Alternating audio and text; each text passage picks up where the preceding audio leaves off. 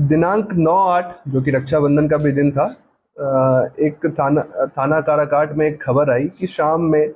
लगभग 7 बजे के आसपास ग्राम हरिहरपुर में एक व्यक्ति जो कि मोटरसाइकिल से जा रहे थे, उन्हें वहीं एक अन्य मोटरसाइकिल पर तीन लोगों ने उन्हें घेरा और कट्टा दिखाकर उनसे बाइक छीनने की कोशिश की। जब छीनने के क्रम में जब ये तीन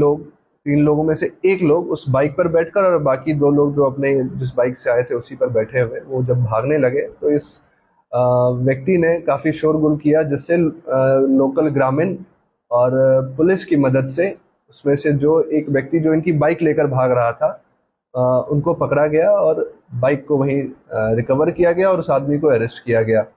बाद में उस जो अभियुक्त पकड़ा गया उसके बयान के आधार पर और 2 लोगों की जो बाकी और 2 लोग थे उनके बारे में भी पता चला और लगातार इस संबंध में छानबीन और छापेमारी की जा रही थी।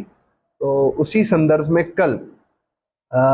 फिर कल शाम में तरारी थाना क्षेत्र भोजपुर में एक गुप्त सूचना के आधार पर जो दूसरे इस कांड के जो दूसरे और मैं कहूँ कि मुख्य जो अभियुक्त थे, जो जिनका नाम सुमित कुमार है, वो कल तरारी थाना क्षेत्र से पकड़े गए हैं। और अगर जब इनसे पूछताछ की गई और इनके बारे में इनका आपराधिक इतिहास निकाला गया तो पाया गया कि इनके विरुद्ध काफ़ी पहले से इसी तरीके के केस दर्ज हैं, जिसमें काराकाट में ही एक केस है 102-23, तरारी थाना में भी 2 केस दर्ज हैं, कछवा थाना में भी केस दर्ज है और ये सारी यही छिनतई चोरी इसी संबंधी केसेस सारे दर्ज किए गए हैं। और भी अभी हमें ऐसा लग रहा है कि इनके विरुद्ध और भी केसेस बाकी अन्य थानाओं में दर्ज हो सकते हैं,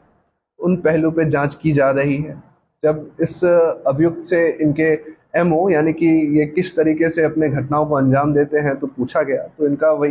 इनका ये कहना था कि ये सुनसान सड़कों पर ऐसे कोई बाइक चालक या कोई इंसान जो अकेले जा रहा हो तो उनको ये लोग टारगेट करते हैं और बंदूक सटाकर उनसे पैसे या बाइक जो भी उनके पास है वो छीनने की कोशिश करते हैं। इसमें अभी एक और अभियुक्त रह गया है और हम लोग जल्दी उसे भी पकड़ लेंगे। और साथ ही साथ इस अभियुक्त का पकड़ा जाना इसलिए भी महत्वपूर्ण है क्योंकि आजकल अभी अन्य थाना क्षेत्रों में बाइक चोरी के केसेस बढ़े हैं, तो हमें उम्मीद है कि इससे हमें उन केसेस को सॉल्व करने में भी काफ़ी मदद मिलेगी। सर, पकड़े गए अभियुक्त के पास से कुछ बरामद भी हुआ है? अभी तक तो ऐसा बरामद नहीं हुआ है, लेकिन पूछताछ जारी है कि जो बाकी कांड इनके विरुद्ध दर्ज थे अन्य थानाओं में, तो उनसे भी संपर्क किया जा रहा है कि क्या इन्होंने वहां से चोरी या छिनतई जो किया था। तो उस आधार पर जब एक बार सारी जानकारी हमारे पास आ जाती है तो फिर हम पूछताछ करेंगे और अगर रिकवरी होती है तो हम अवश्य सूचित करेंगे।